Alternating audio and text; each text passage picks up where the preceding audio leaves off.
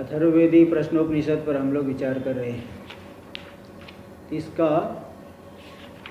द्वितीय प्रश्न पूरा हो गया। यहाँ तक प्रथम और दो प्रश्न के द्वारा प्रथम प्रश्न में सृष्टि को बताया गया, द्वितीय प्रश्न में प्राण की श्रेष्ठता उपासना के लिए बताई जा रही है। तो अब ये शंका हो सकती है कि भाई ज्ञान के प्रकरण में ये सब चीज़ें बताने की आवश्यकता क्या है? ये तो प्रसंग ज्ञान का है, सृष्टि क्यों बता रहे हो? कौन श्रेष्ठ है, कौन कनिष्ठ है, ये सब ज्ञान के प्रसंग में बताने की आवश्यकता क्या है? तो ऐसी आशंका नहीं करनी चाहिए, क्योंकि ज्ञान के प्रसंग में भी सृष्टि आदि की चर्चा, उत्तरायण दक्षिणायन मार्गों की चर्चा, गमनागमन इत्यादि की चर्चा, तो ये जो गमनागमन आदि की चर्चा तो वैराग्य के लिए होती है कि जो है ब्रह्मलोक पर्यंत विरक्त हो, व्यक्ति को, मुमुक्षु को मालूम पड़े कि ब्रह्मलोक पर्यंत वो आवागमन वाले है, उसमें गमनागमन होते रहता है, अनित्य है, इसलिए वहाँ से तक से विरक्ति आवश्यक है। और सृष्टि की चर्चा तो अध्यारोपापवाद न्याय से ब्रह्म ज्ञान के लिए होती है। परंपरा जो है ब्रह्म ज्ञान में उसका विनियोग होता है। अध्यारोपापवादाभ्याम निष्प्रपंचम प्रपंचति। और रही बात उपासना की चर्चा, उपासना की चर्चा इसलिए आती है कि जो चित्त में एकाग्रता अगर नहीं है तो ज्ञान जो है ठीक हो नहीं पाएगा, ज्ञान नहीं हो पाएगा। इसलिए चित्त की एकाग्रता के लिए अत्यंत आवश्यक है। इसलिए ज्ञान के प्रसंग में भी ये सब चर्चा होती है। उपनिषदों में भी ये सब चर्चा आपको प्रायः करके मिलेगी। बृहदारण्यक छांदोग्य में तो उपासना बहुत ज़्यादा है, उपासना आदि बहुत कथन हुआ है। छांदोग्य में तो बहुत 5 अध्याय तक तो उपासना आई है, इसके बाद 3 अध्याय जो है ब्रह्म विद्या। तो यहाँ पे 2 प्रश्न तक का विचार हो गया। अब तृतीय प्रश्न में हम लोग प्रवेश करें। 32 पेज पे टीका में देखिए। एवं प्रजापतित्व अत्रित्वादि गुण जातम निर्धार्य। इस प्रकार से प्राण ही प्रजापति है। और मंत्र आ गया था, प्रजापति चरसि गर्भे त्वमेव प्रतिजायसे तुभ्यं प्राणं प्रजास्ति मां बलिं हरन्ति यः प्राणे प्रतिष्ठति। तो प्रजापति तो उस मंत्र में कहा गया, पितृत्व भी कहा गया प्राण में, वयम आद्यस्य दातार पिता त्वं मातरिश्वन। जो प्राण में पितृत्व को भी कहा गया, अतृत्व को भी कहा गया, श्रेष्ठता का कथन हुआ। एवं प्रजापतित्व अतृत्व आदि गुण जातम निर्धार्य। इन सभी गुण समुदाय का निर्धारण करके प्राणस उत्पत्त्यादि निर्धारयंस, इन सब गुणों का निर्धारण करके प्राण की उत्पत्ति आदि का निर्धारण करते हुए तद उपासना विधातुम, उस प्राण की उपासना का विधान करने के लिए प्रश्नांतरम अवतारी, प्रश्नांतर अन्य प्रश्न का आरंभ करते आते हैं। तब इन सब देखिए गुणों को जब तक हम जानेंगे नहीं तो उपासना कैसे करेंगे? जिसकी उपासना करनी है उसके गुणों को जानना आवश्यक है, क्योंकि उपासना का मतलब ये होता है गुण चिंतनम उपासनम। स्तुति करना है किसी की, तो स्तुति का मतलब क्या? फालतू बातें कहोगी? फालतू बातों से स्तुति नहीं होती, गुणों का कथन करने से स्तुति होती है। अरे आप बड़े दानी हैं, आप बड़े धर्मात्मा हैं, मतलब वास्तव में गुण हो ऐसे उसके अंदर तो कहना चाहिए। वचने का दरिद्रता, वचन में दरिद्रता नहीं होनी चाहिए, तो इसलिए वो स्तुति जो है वो होती है। इसी प्रकार उपासना जो गुणों का ज्ञान होना चाहिए, तभी चिंतन कर पाएंगे। उत्तर काशी में एक आचार्य जी है, अभी भी है, एक बार बता रहे थे, और उनसे भी थोड़ा तर्क संग्रह न्याय बोधनी पढ़ा था। तो बता रहे थे कि एक बार उनके पास कोई ब्रह्मचारी आया, बड़ा ही आरंभ में मालूम पड़ा बहुत विरक्त है, शुरू में लोग आते हैं तो ऐसा लगता है कि इनसे बढ़ के विरक्त कौन होगा, लेकिन वैराग्य भी ठंडा होने में समय नहीं लगता। ऐसा भी होता है बहुत प्राय करके। तो आचार्य जी बता रहे थे, ब्रह्मचारी आया तो जो है रहने लगा। कुछ दिन तक तो सेवा आदि करके रहा, 10-15 दिन। इसके बाद बोला, महाराज जी अब मैं जा रहा हूँ। उन्होंने कहा, भाई कहाँ जा रहे हो? बोले, वो भगवान का ध्यान करने के लिए, उपासना करने के लिए जा रहा हूँ, एकांत में रहूँगा। तो उन्होंने कहा, भाई भगवान के विषय में अभी आपको क्या पता है कि उपासना करोगे? अभी तो तुम संसार से आए हो, संसार के ही जो है वासनाओं से युक्त हो। तुम्हें तो भगवान के स्वरूप के विषय में अभी तो कुछ पता ही नहीं है, तुम क्या जो है चिंतन करोगे? अभी तो तुम्हारा संसार का ही चिंतन होगा। इसलिए पहले रहो कुछ दिन, थोड़ा जो है शास्त्र श्रवण करो, भगवान के स्वरूप के विषय में जानो, तब तो उपासना करोगे। लेकिन वो माना नहीं, चले गया। इस तरह से तात्पर्य यह है कि भाई गुणों को जब जानेंगे तभी आप उपासना कर सकते हैं।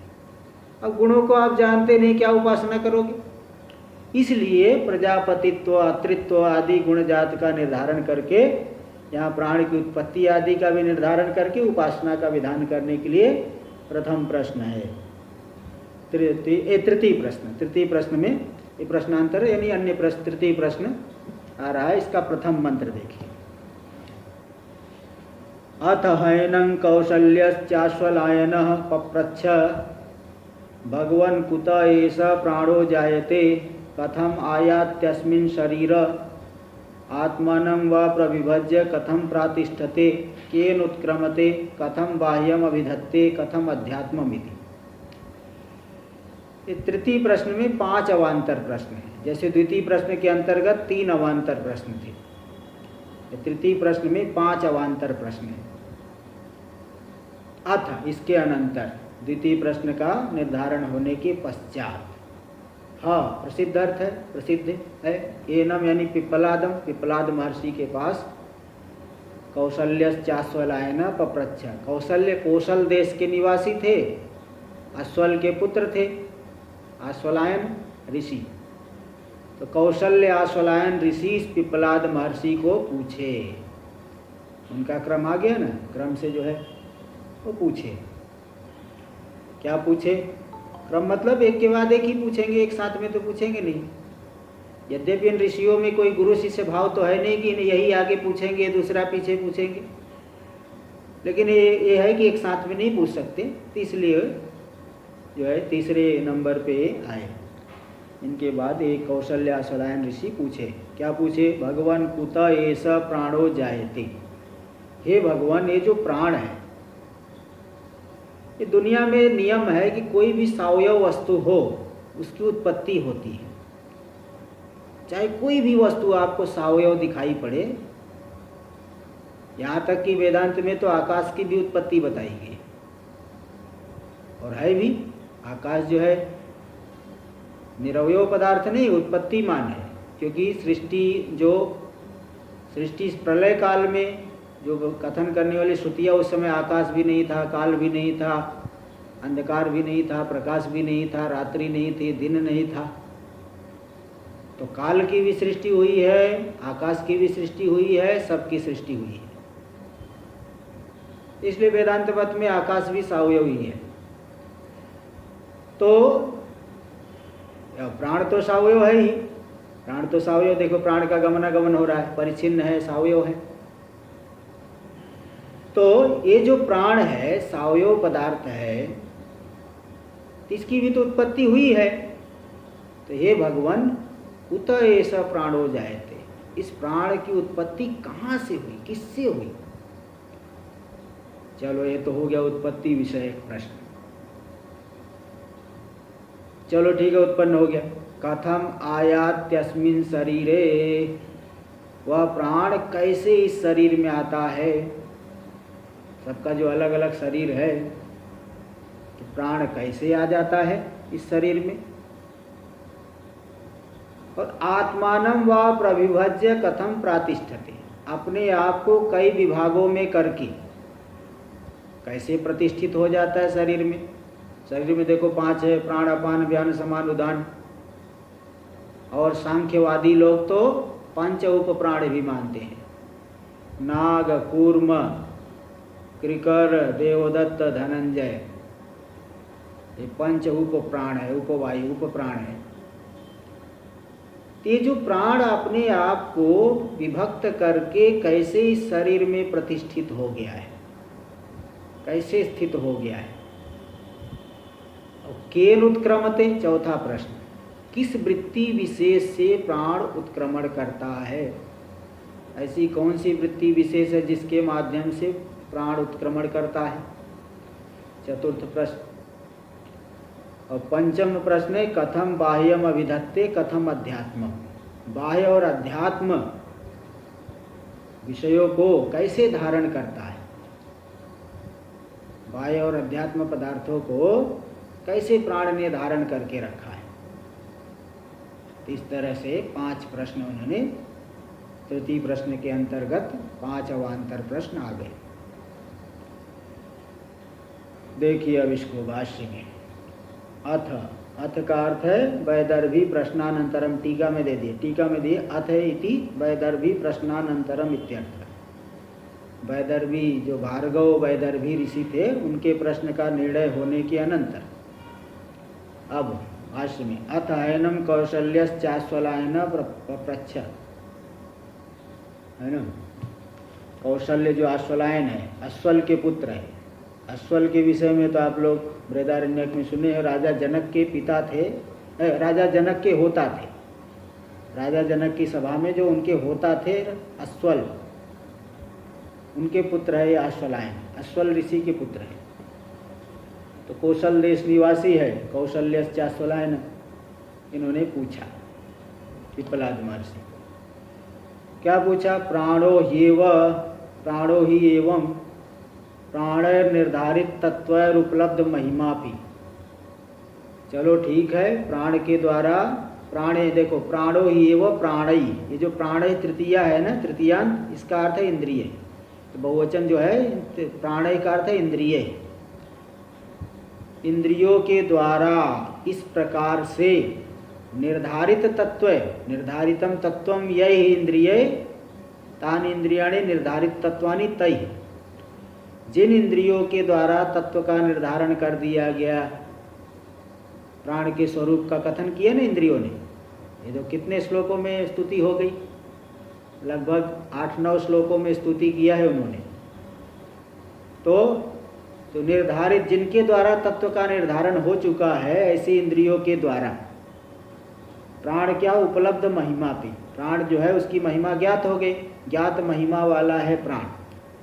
तो प्राण की बहुत महिमा है, चलो हम मानते हैं, तो भी उपलब्ध महिमा भी संहतत्वात्, प्राण की महिमा की उपलब्धि होने पर भी यह प्राण कैसा संहत है, संघात रूप है, सावयव पदार्थ है, संघात रूप है। और संघात जो है उसकी उत्पत्ति होती है। जो संघत होते हैं, मिले जुले रहते, मिलजुल करके कार्य कर रहे हैं, इनकी उत्पत्ति होती है। वही सावयव पदार्थ कोई है भी है, उसकी उत्पत्ति भले कितना भी महिमाशाली हो, सावयव पदार्थ की उत्पत्ति होती है। जैसे छोटे से कीट की भी उत्पत्ति होती है, हाथी की भी उत्पत्ति होती है, हाथी भी जो है पैदा होगा। और भी बड़े बड़ी चीज़ें हैं, बड़े बड़े पर्वत है, वो भी जो है उत्पन्न हुए हैं। समुद्र की भी उत्पत्ति हुई है, सबकी उत्पत्ति हुई है। ये संघतत्वात् स्यादस्य कार्यत्वम, क्योंकि यह संघत है, प्राण संघात रूप है, इसलिए यह भी तो कार्य है, इसमें भी कार्यत्व रहेगा, यह भी कार्य है, उत्पन्न हुआ है। अतः पृच्छामि, इसीलिए हे भगवान मैं पूछता हूँ। टीका में देख लीजिए, टीका में प्राण ही यैर वागादि प्राण, वागादि प्राण यानी इंद्रिय, जिन वागादि इंद्रियों के द्वारा आकाशादिभिश्च, आकाशादि भूतों के द्वारा प्राणस्य तत्वम उपलब्धम, प्राण के तत्व की उपलब्धि हो गई, प्राण के तत्व उपलब्ध हो गया। तई, तो ऐसे जो है उन इंद्रियों के द्वारा प्राण की महिमा का ज्ञान होने पर भी वह प्राण भी संहत रूप है, इसलिए वह भी कार्य रूप है, इसलिए मैं पूछ रहा हूँ। टीका में प्राण से पूर्वोक्त महिमत्वादेव उत्पत्ति शंका भावात्, बोले प्राण जब इतनी महिमा वाला है तो उसकी उत्पत्ति की तो शंका ही नहीं है। कुतः इति प्रश्नानुपत्ति, कुतः कहाँ से प्राण की उत्पत्ति हुई, भाई इतनी महिमा वाला हुआ कैसे उत्पन्न हुआ। इसलिए कुतः कहाँ से प्राण की उत्पत्ति हुई, यह जो प्रश्न अनुपन्न है, प्रश्न की अनुपत्ति हो रही, प्रश्न ठीक नहीं है।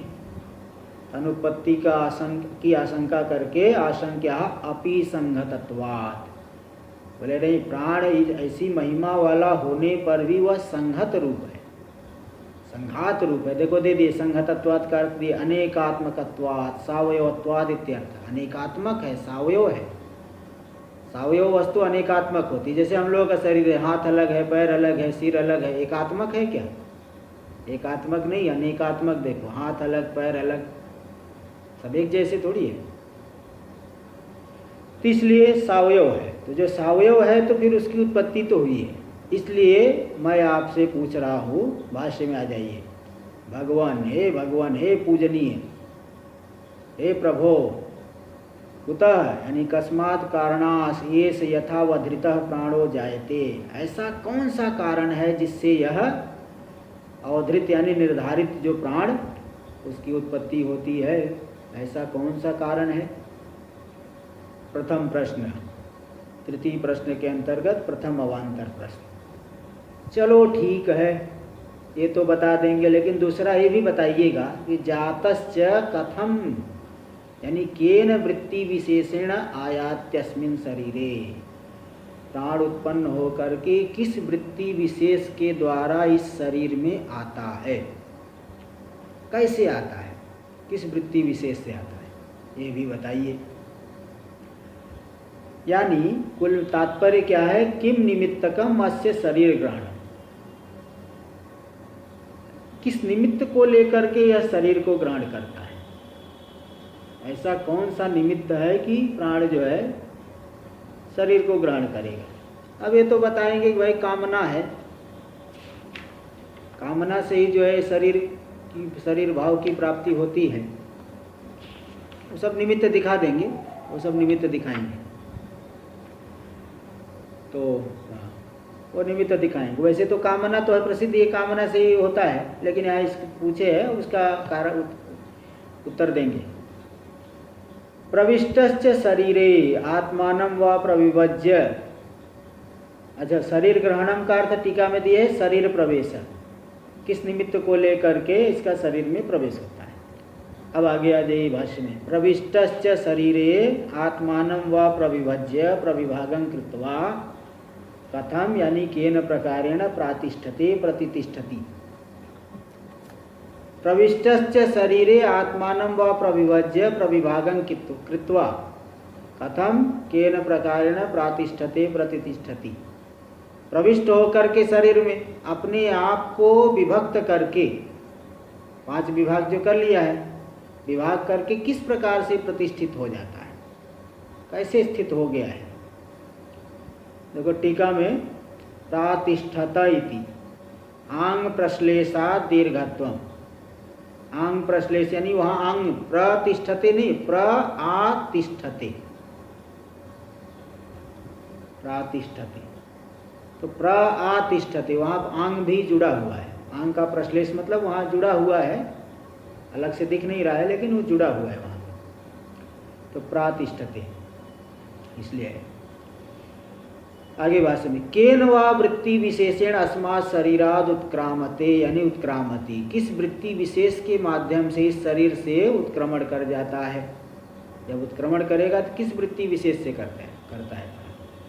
और कथम बाह्यम अधिभूतम अधिदैवतम चाभिधत्ते धारयति, बाह्य जो अधिभूत और अधिदैव है इन दोनों को कैसे धारण करता है।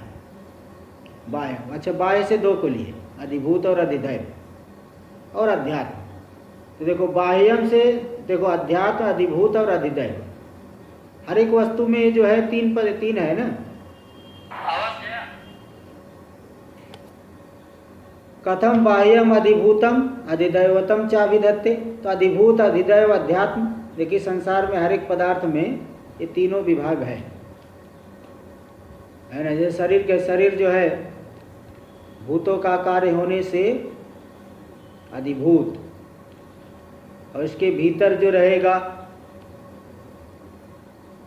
उसको जो है अध्यात्म शब्द से कह सकते हैं, नस नाड़ी। और सबका अलग अलग एक अभिमानी देवता है, सभी इंद्रियों का, सभी भागों का अधिदैव हो गए। तो मतलब देवता रूप से, भूत रूप से, शरीर आदि रूप से सब परमात्मा का ही विवर्त है। देवता रूप से विवर्त हुआ तो इसको कहते हैं अधिदैव, भूत रूप से विवर्त हुआ अधिभूत, शरीर या इंद्रिय आदि रूप से परिणत हो गए तो अध्यात्म हो गए।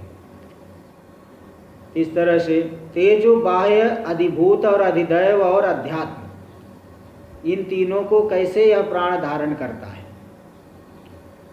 तब ये सब जो है, ये भी प्रश्न, इसका अभी आप इन सब का उत्तर देंगे।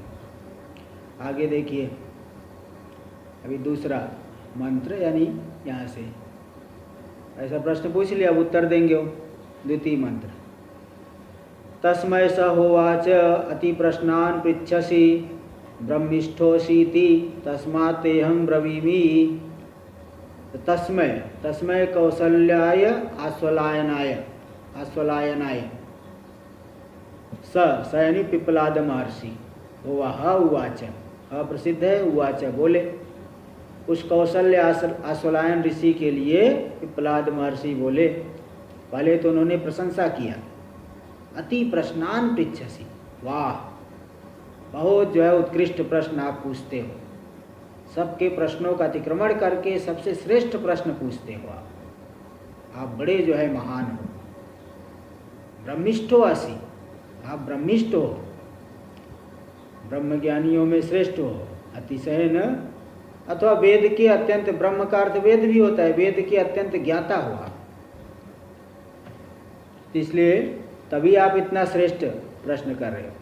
नहीं तो कोई कोई ऐसा होता है कि वो बड़ा समझदार मालूम पड़ता है, लेकिन वो बहुत छोटा प्रश्न पूछेंगे, ऐसी छोटी मोटी बातें पूछेंगे कि जो है लगता है कि क्या जो है ऐसे कैसे, लेकिन उन्होंने इतना उत्कृष्ट प्रश्न पूछा।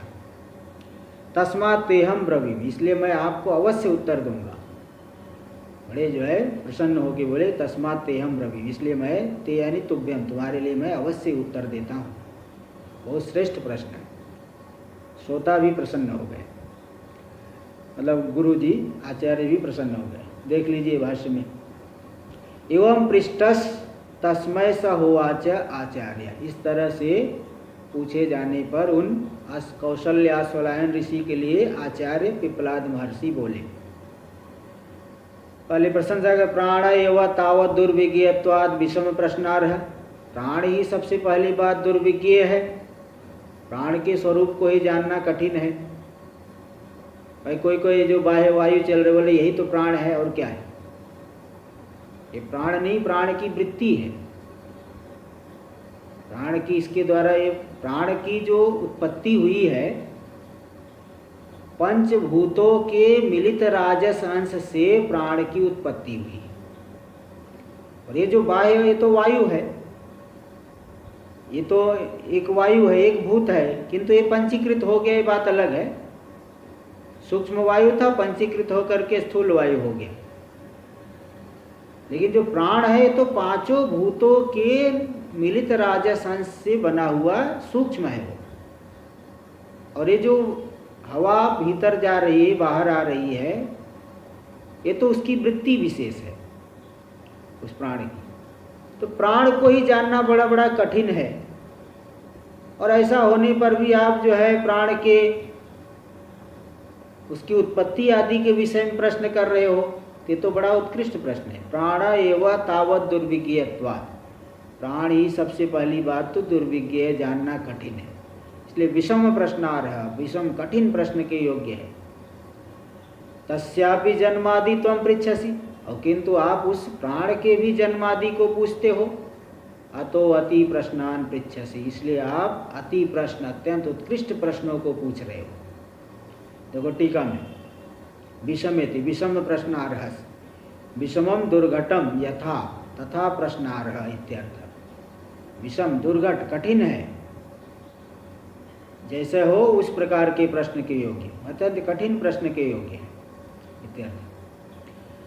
अति प्रश्नान पृच्छसि तति त्वदन्येषान् प्रश्नान अतिक्रांतान, आपसे भिन्न जो लोग हैं उनके प्रश्नों का अतिक्रमण किया हुआ, यानी अन्यदि प्रश्नागोचरान, अन्य लोगों के प्रश्नों का जो विषय नहीं है, प्रश्नों का गोचर है, यानी सूक्ष्म प्रश्नान प्रष्टव्यार्थान, अत्यंत सूक्ष्म प्रश्नों को, सूक्ष्म प्रष्टव्य पदार्थों को आपने पूछा है, अत्यंत सूक्ष्म पदार्थों के विषय में आपने पूछा है। आगे देखिए भाषण में, ब्रह्मिष्ठो असि, इसलिए आप ब्रह्मिष्ठ हो, अत्यधिक श्रेष्ठ ज्ञानी हो, से श्रेष्ठ ब्रह्म ज्ञानी, ब्रह्मिष्ठो असि इति अतिशयन त्वं ब्रह्मविद, आप अत्यधिक ब्रह्मवेत्ता हो, उत्कृष्ट ब्रह्मवेत्ता हो। अतस्तुष्टो हम, इसलिए मैं आपसे तुष्ट हूँ, प्रसन्न हूँ।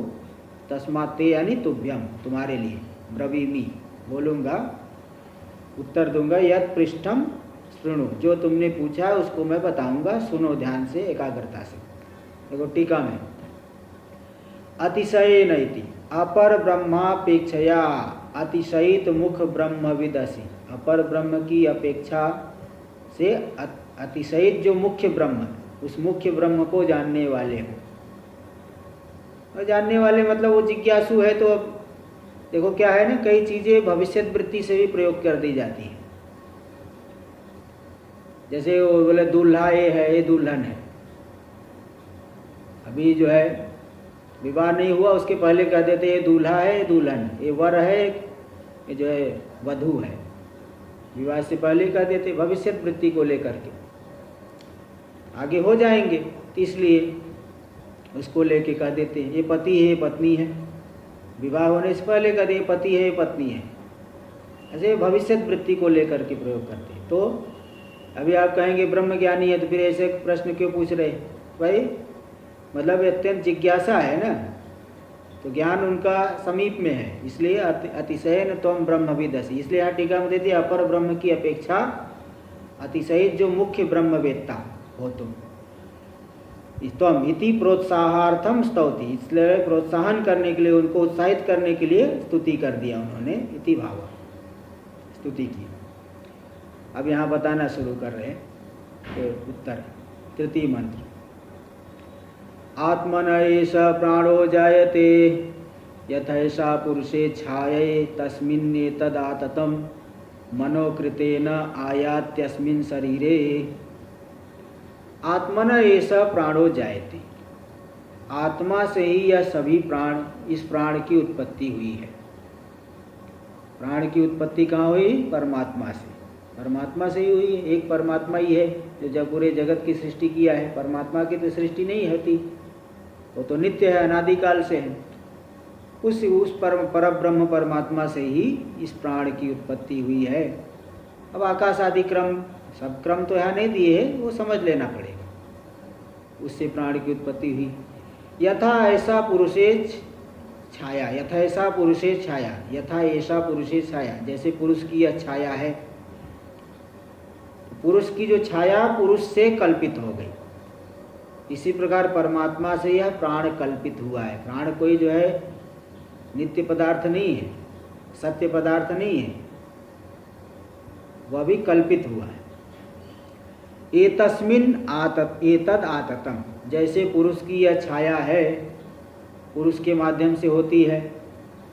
पुरुष जो है, जैसे हम लोग ही दो चारों तरफ आईना लगा दीजिए, चारों तरफ दर्पण लगाइए, तो आपका जो है प्रतिबिंब एक नहीं बल्कि कई प्रतिबिंब आपको दिखा, लाइन का लाइन दिखेगा।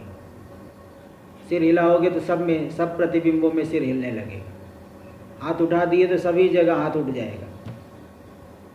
ऐसा हिलाओगे, घूमोगे तो सब जगह घूम जाएगा। तो देखिए क्या है, वो पुरुष की जैसी छाया है वो कल्पित है, दिख तो रही है लेकिन है नहीं। ऐसे प्राण भी कोई सत्य पदार्थ नहीं है, उसकी भी उत्पत्ति हुई है, वह भी मिथ्या पदार्थ है, उत्पत्ति हुई। तो जैसे पुरुष की छाया है, उसी प्रकार से ये तस्मिन एतद आततम, इस पर ब्रह्म में यह प्राण तत्व समर्पित है, उसी में कल्पित है, उसी में समर्पित है। और कैसे आता है इस शरीर में? दूसरा प्रश्न किए थे ना, कथम आयात्यस्मिन शरीरे, बोले मनोकृतेन आयात्यस्मिन शरीरे, मन के द्वारा जो कर्म किया, मन से जो है कर्म किया, और कर्म किया है, इच्छाएं है, तो अगला शरीर जो है तृण जलायु का न्याय से वो प्राप्त करता है।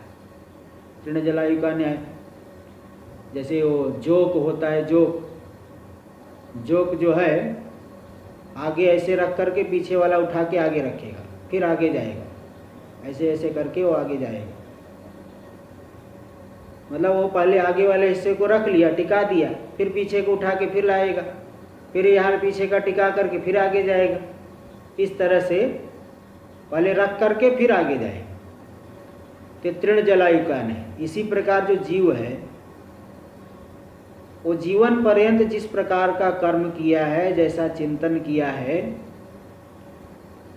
उसी के अनुसार जीव के मरण काल में उसकी बुद्धि में एक आकृति बन जाती है। जैसा शुभ कर्म किया है, अशुभ कर्म किया है, जिस प्रकार के वातावरण में रहा, जैसा चिंतन आदि किया है, उन कर्मों के बल से वो मरण से पहले ही उसकी बुद्धि में उस प्रकार की आकृति दिख जाएगी, आकृति बन जाएगी, और उसको भावनाओं के माध्यम से जीव जो है अगले उस शरीर को पकड़ लेता है। और उसके उसी प्रकार के प्रारब्ध कर्म भी सभी कर्मों के मध्य में, संचित कर्मों के मध्य में से उस अगले शरीर के अनुसार जो, मतलब वहाँ जो भोग मिलने वाला है, जितनी आयु होनी है, कहाँ पे जन्म, किस योनि में जन्म लेना है, ये सब उसके अनुसार प्रारब्ध कर्म भी संचित कर्मों में से वो उद्भूत हो जाएंगे, वो तैयार हो जाएंगे फल देने।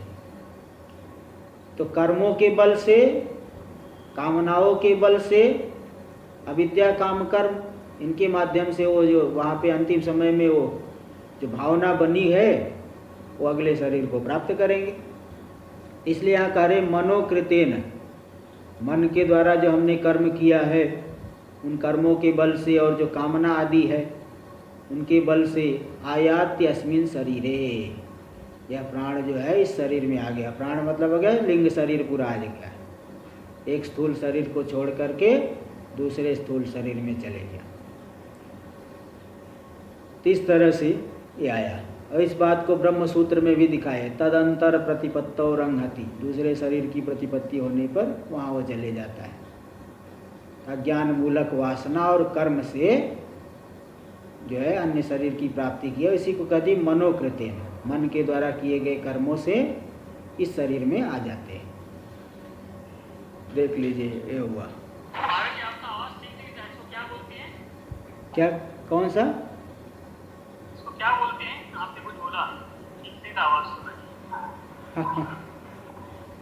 कौन सी जगह बोला कि अज्ञान मूलक जो वासनाएं है और कर्म है, तो मन के द्वारा किए गए कर्म,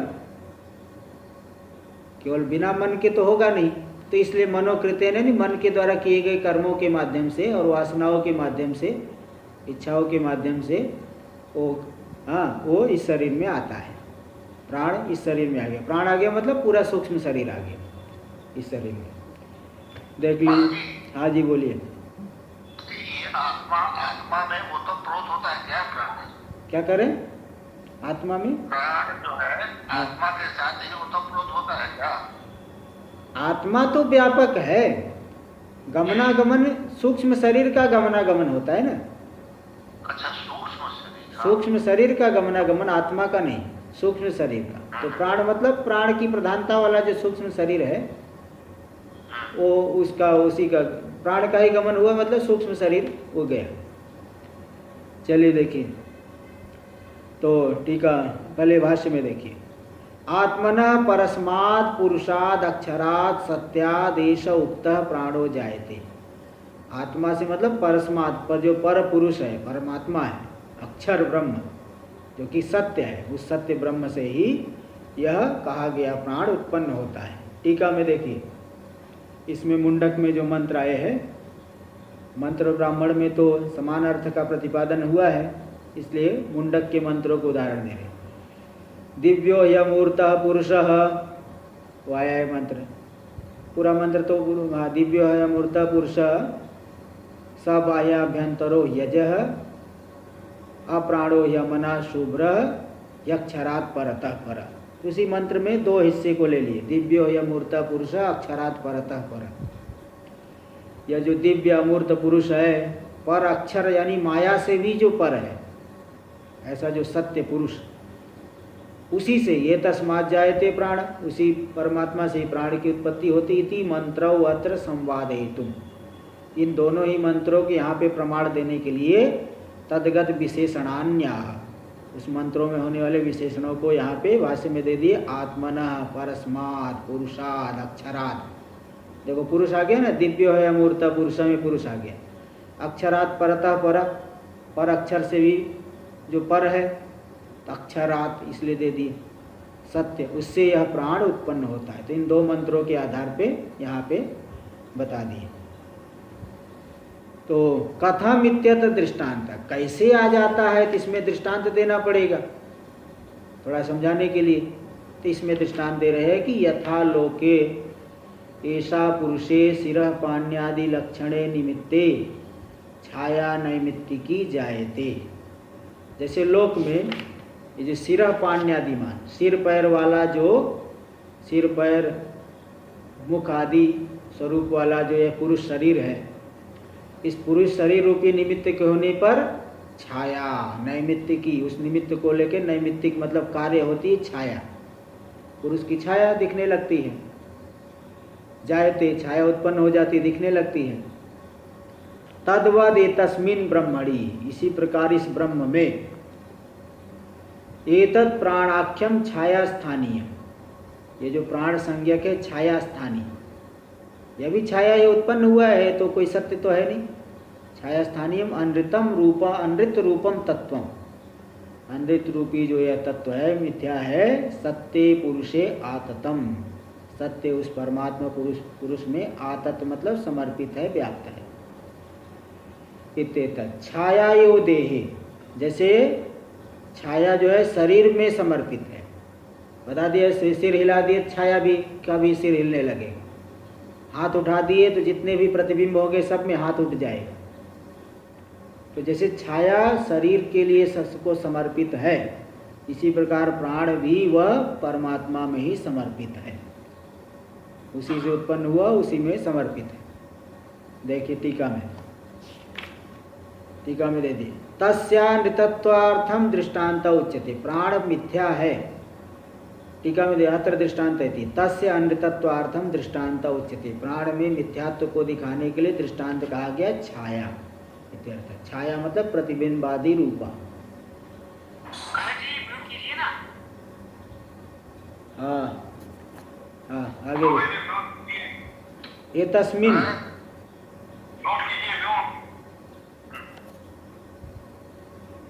एतस्मिन् इति प्रकृते जनके आत्मनि ब्रह्मणि,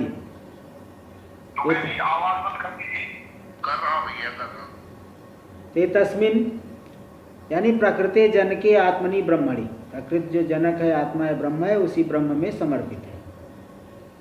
फिर ये प्रश्न किए थे, कथम आयाति अस्मिन् शरीर, कथम आयाति इत्यस्य उत्तरम, कैसे शरीर में आता है, इसका उत्तर दे रहे मनोकृतेन। देख लीजिए, मनोकृतेन, मन के द्वारा किए गए जो कर्म है। देखिए कर्म के लिए भी संकल्प भी चाहिए, इच्छा भी चाहिए, सब वो मतलब कारण रूप से तो है। मन संकल्प इच्छादि निष्पन्न कर्म निमित्तेन, मन में जो संकल्प हुई, इच्छा हुई, उन इच्छा आदि निमित्त के द्वारा निष्पन्न जो कर्म हुआ, नाना प्रकार के कर्म किया, पुण्य पाप आदि कर्म, उस कर्म रूपी निमित्त को लेकर के यह प्राण इस शरीर में, स्थूल शरीर में आता है। इत्येतद् वक्ष्यति, इस बात को तो आगे भी कहेंगे। पुण्येन पुण्यम, पुण्येन पुण्य के द्वारा पुण्य शरीरों की प्राप्ति करेगा, पाप के द्वारा पाप शरीरों की पापात्मक शरीरों की प्राप्ति करेगा, निकृष्ट योनियों की प्राप्ति करेगा। ये तो आगे बताएंगे यहाँ प्रश्नोपनिषद में। टीका में देखिए संधिरार्ष, यहाँ जो संधि मनोकृतेन होना चाहिए था, मनः कृतेन, मनस सकारांत है, मनः कृतेन होना चाहिए, मनोकृतेन कैसे हो गया? हसीच होने के लिए तो क तो हस में नहीं आता है, इसलिए बताया कि मनः कृतेन होना चाहिए, तो भी हसीच संधि जो है आर्ष। हाँ, आर्ष मतलब वैदिक प्रयोग है, ऋषि, ऋषि मंत्र, ऋषौ भवः इति आर्ष, मंत्रों में वैदिक प्रयोग हो गया। हाँ, इसलिए आर्ष प्रयोग हो गया। आगे भी तदेव शक्तः सह कर्मणेति इति च श्रुत्यंतरात्, अन्य श्रुति में ही कि वह जहाँ पे जिसका मन आसक्त है वहीं पे उसी भाव की प्राप्ति करेगा कर्मों के माध्यम से।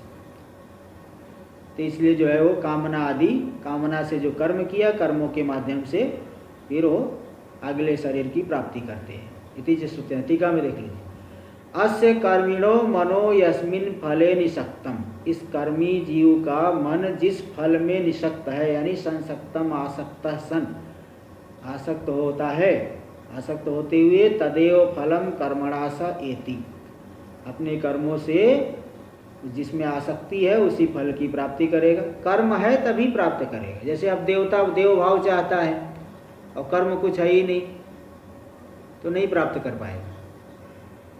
कर्म भी, इच्छा भी हो और उसी के अनुरूप कर्म भी किया हो, तो कर्म उद्भूत होने को, वैसे कर्म तो संचित बहुत है, तो बहुत जो है उत्कृष्ट इच्छा है तो अन्य जो है पहले के संचित कर्मों में से प्रारब्ध उद्भूत होगा। इसलिए कर्म तो है, बिना कर्म के नहीं। इसी कर्मों के बल से, इच्छा आदि के बल से फिर हो जाता है। स इति श्रुतौ च, इस बृहदारण्यक श्रुति में भी बताया गया है कि शरीर ग्रहणम कर्म साध्यम उक्तम इत्यर्थ, शरीर का ग्रहण कर्मों के द्वारा साध्य है, बिना कर्मों के नहीं मिलता। तो आगे भाषा में आयाति यानी आगच्छति अस्मिन् शरीरे, तो मन के द्वारा किए गए कर्मों के माध्यम से ही यह जीवात्मा इस शरीर में आता है। इस तरह से दो प्रश्न का उत्तर तो हो गया। ये जो तृतीय में दो अवान्तर प्रश्न का उत्तर हो गया।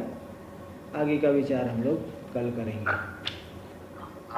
ओम भद्रं कर्णेभिः शृणुयाम देवाः, भद्रं पश्येमाक्षभिर्यजत्राः, स्थिरैरङ्गैस्तुष्टुवागुंसस्तनूभिर्व्यसेम देवहितं यदायुः, स्वस्ति न इन्द्रो वृद्धश्रवाः, स्वस्ति नः पूषा विश्ववेदाः, स्वस्ति नस्तारक्षो अरिष्टनेमिः, स्वस्ति नो बृहस्पतिर्दधातु। ओम शांति शांति शांति। शंकरं शंकराचार्यं केशवं बादरायणं सूत्रभाष्य कृतौ वंदे भगवन्तौ पुनः पुनः। ईश्वरो गुरुरात्मेति मूर्तिभेदविभागिने व्योमवद्व्याप्तदेहाय दक्षिणामूर्तये नमः। ओम शांति शांति शांति।